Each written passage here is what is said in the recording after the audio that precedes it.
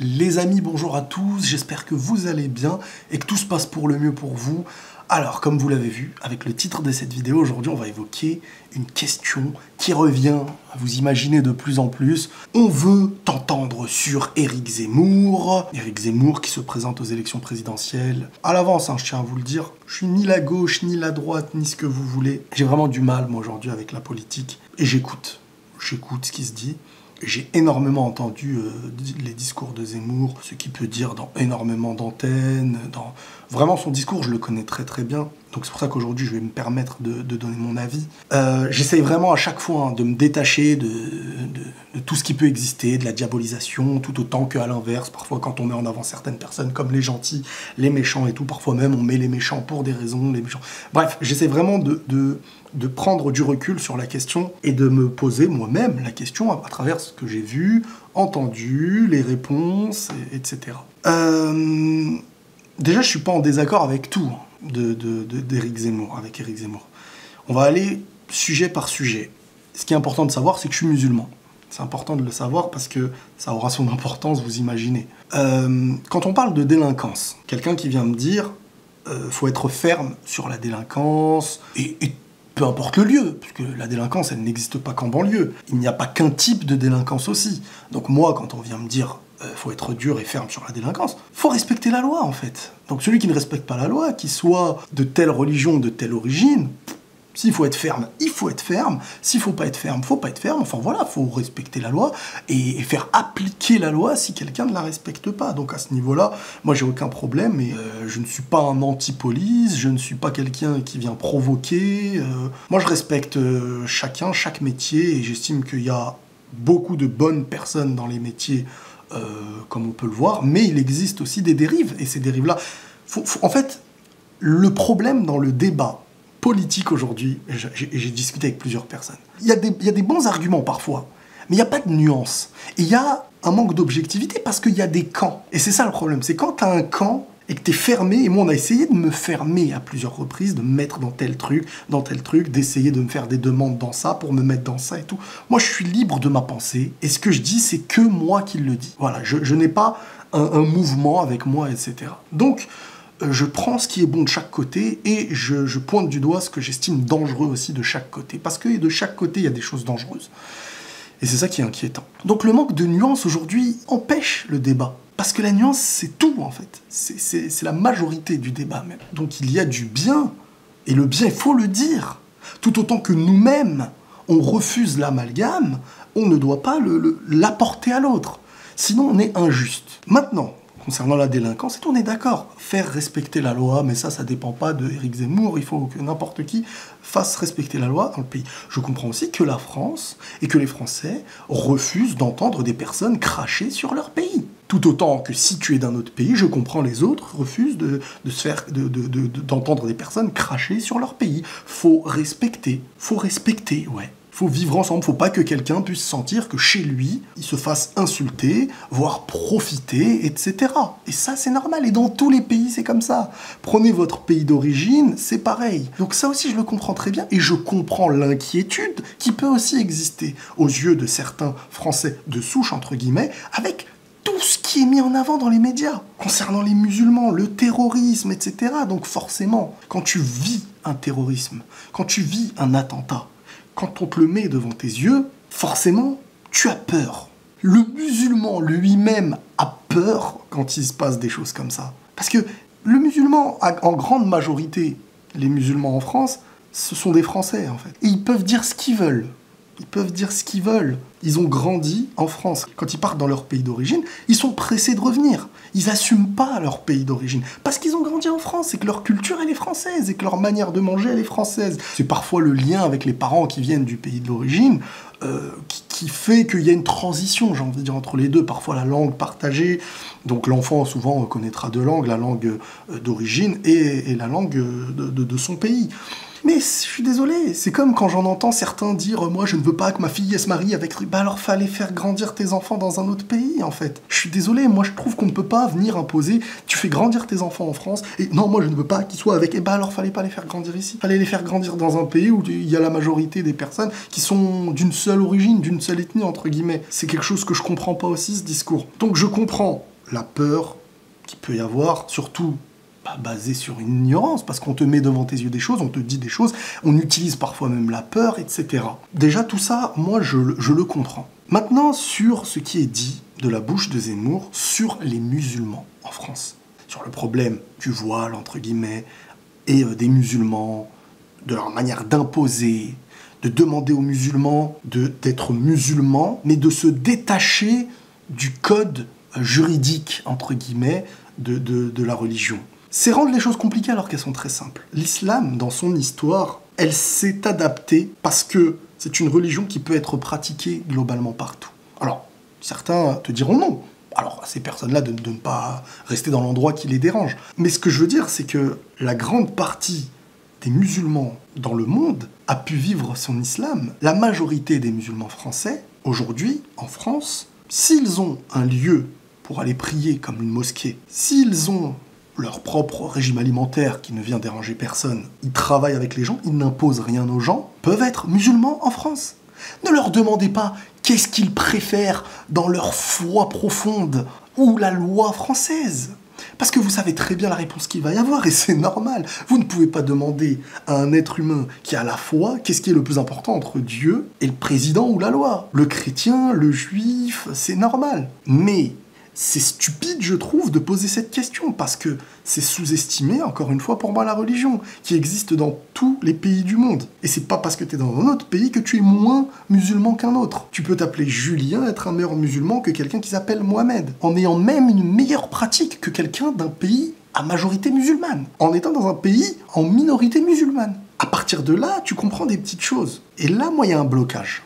C'est là qu'il y a un blocage. C'est quand Zemmour, il vient à dire 80% de personnes ayant la foi, étant musulmans ou je ne sais quoi, préfèrent la loi divine à la loi du pays. Mais la loi du pays est aussi en accord d'une certaine manière, parce que les gens pensent que la loi de l'islam, c'est, attention, les coups de fouet, la lapidation. Alors déjà, concernant ces sujets-là, c'est un débat entre les savants religieux, et pour que ces choses-là aussi soient applicables, c'est vraiment inapplicable en fait. Si vous connaissiez les conditions, renseignez-vous, le nombre de témoins demandés, etc.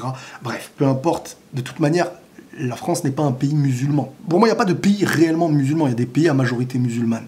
Bref, je vous donne mon avis, je continue. Cette question, elle n'a aucun sens, parce qu'il est totalement normal qu'une personne ayant la foi, dans sa tête, mette plus d'importance à sa croyance. Parce qu'il est sur Terre à travers cette croyance. C'est-à-dire que sa vie et sa mort est liée à ça. Dans un pays dans lequel il doit respecter la loi. Et s'il ne respecte pas la loi, il se fera punir, tout simplement. Et ça, c'est la majorité des musulmans qui le pensent. Et il faut aussi connaître l'histoire de l'islam pour comprendre que l'islam, à travers les pays, vit d'une manière, et vit d'une autre manière, s'habille d'une manière, même certaines pratiques qui ne sont pas des piliers, sont divergentes. Donc c'est là où il faut comprendre aussi certaines choses. Le musulman peut être musulman en France. Ensuite, on vient avec la question du voile. La question du voile en France, elle est problématique, encore une fois, quand je l'entends de la bouche de Zemmour. Parce qu'en fait, il dicte une chose qui n'est pas le cas.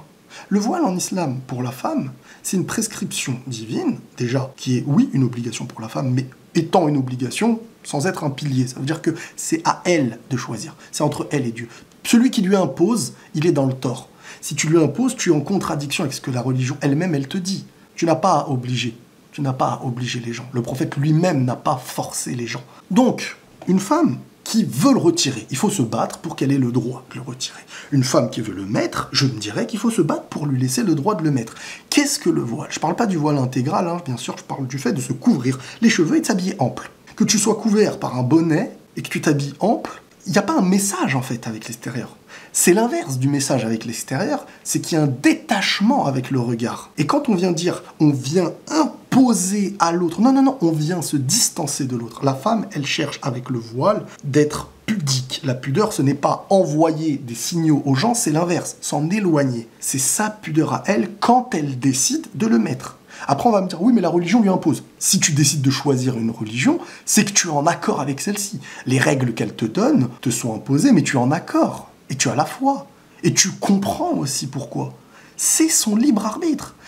Comment demain, quand une loi elle va passer, si une loi un jour arrive pour dire que même dans la rue, une femme n'a plus le droit de mettre le voile, si une femme a un bonnet et qu'elle s'habille ample, qu'elle a le corps couvert de manière ample, en se cachant les cheveux, qui viendra lui dire « tu as un voile ?» Parce que elle a le voile d'une certaine manière, si elle est couverte correctement. Il n'y a pas obligatoirement une manière précise, d'un tissu précis, d'un vêtement précis. En fonction des cultures, il y a plusieurs manières de se couvrir pour la femme. Et il devrait peut-être même y avoir des manières de se couvrir pour une Française musulmane. Je veux dire qu'il y a des choses qui sont totalement inapplicables et qui sont totalement sorties de leur contexte. Donc ce n'est pas vrai. Le voile pour une femme, ce n'est pas...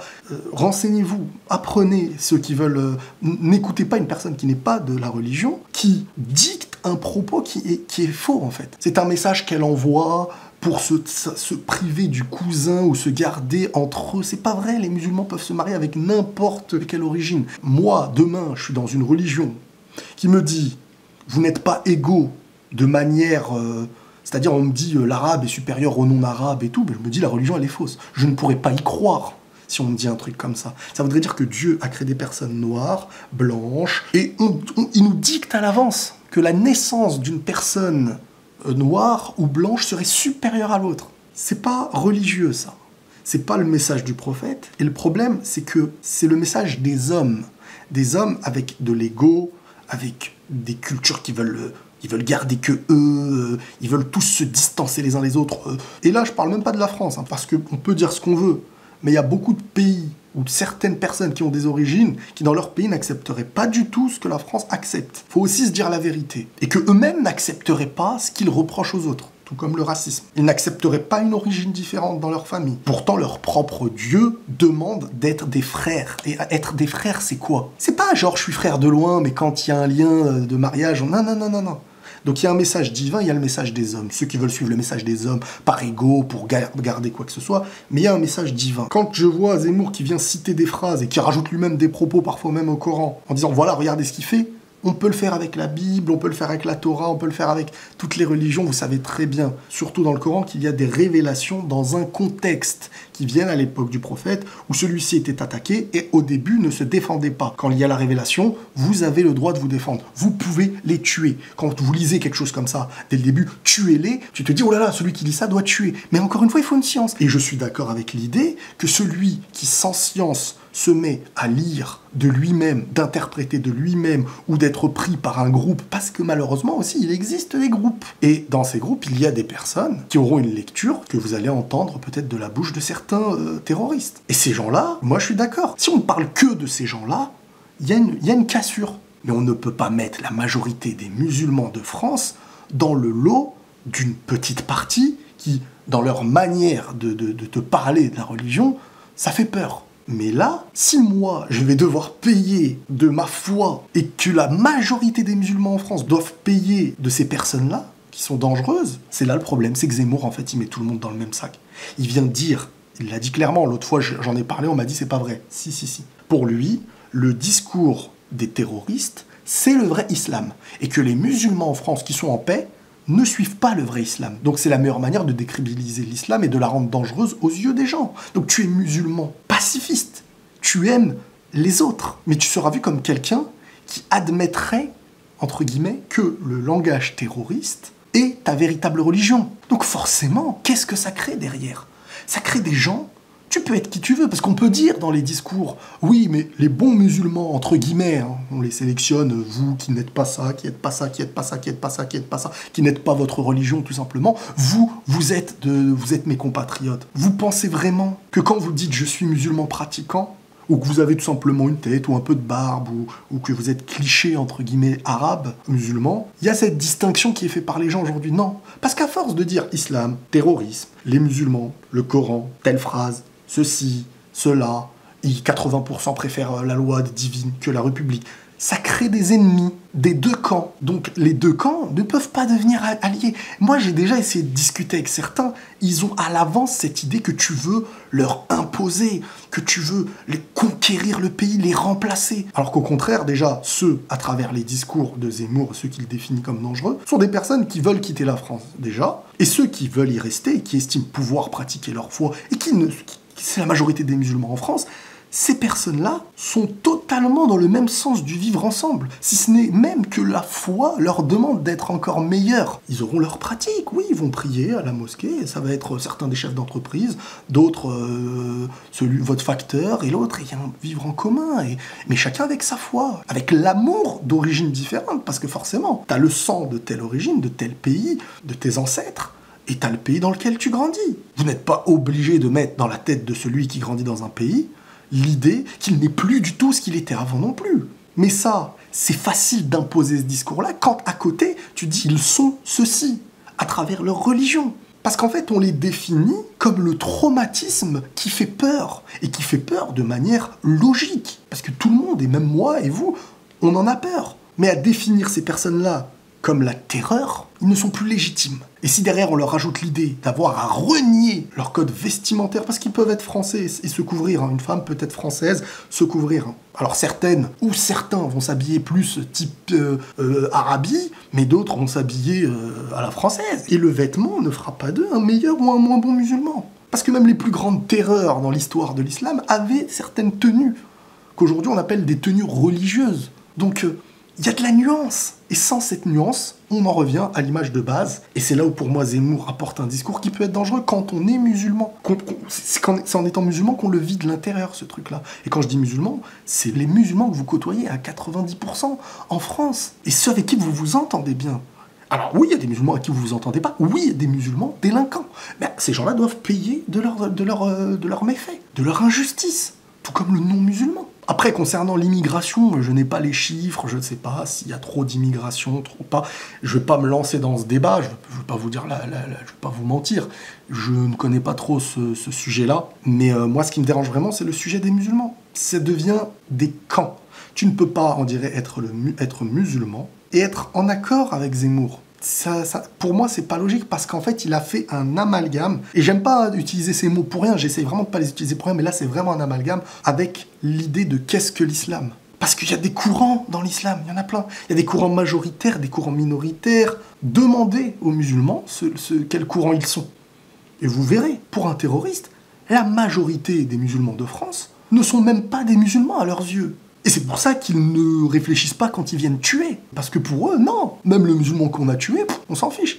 Sauf que si dans ce propre pays, un gars qui va peut-être être président, un monsieur qui va peut-être être président, dit que ces personnes-là sont en accord avec ceux qui viennent les tuer, bah mettez-vous à la place de ceux qui ne sont pas de cette religion, qui les mettent dans le même sac. Et il ne peut plus y avoir de vivre ensemble. Et on va demander à ces personnes, ne soyez plus ce que vous êtes à l'intérieur de votre cœur, de votre foi, alors que vous pouvez l'être en vivant en commun, et on pourra vivre ensemble. Mais c'est pas comme ça.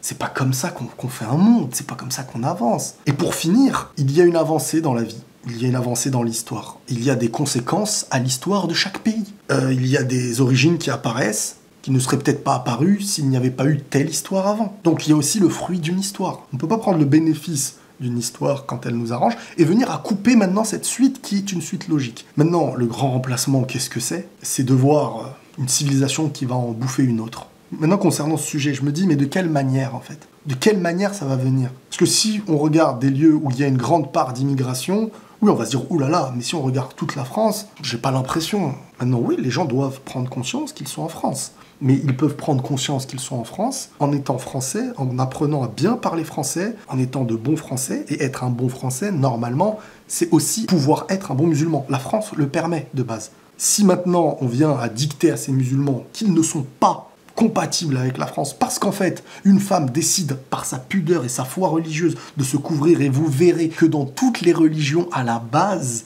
les femmes, elles ont cette pudeur à avoir. Elles ont le droit de ne pas l'accepter, elles ont le droit de ne pas le choisir, libre à chacune. Personne ne doit lui imposer quoi que ce soit.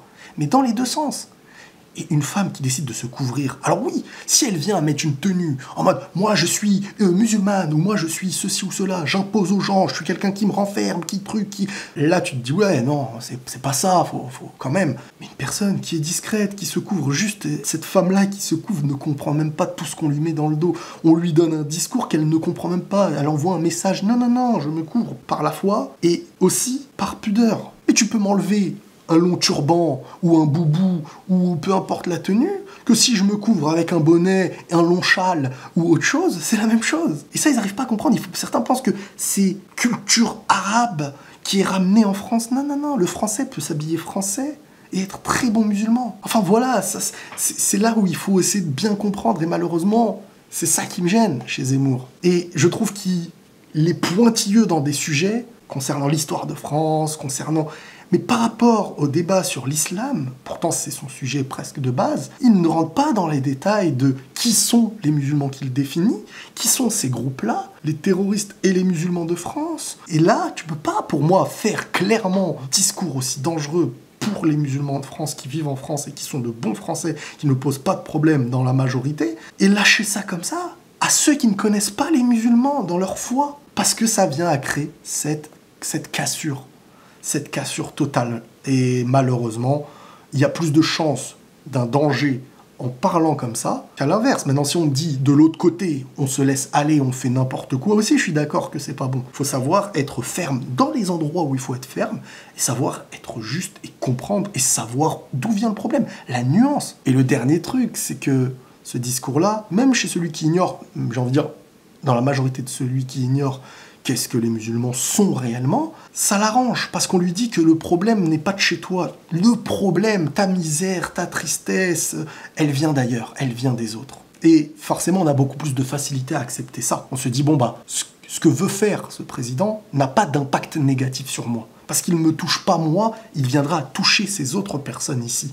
Donc moi, je suis de son côté. Et tous ceux qui pensent comme ça, est-ce que d'une certaine manière, eux aussi sont pas dangereux? C'est ça que je me dis en fait. Voilà globalement ce que j'avais envie de dire, j'espère que j'ai rien oublié. Prenez tous soin de vous et la paix sur vous.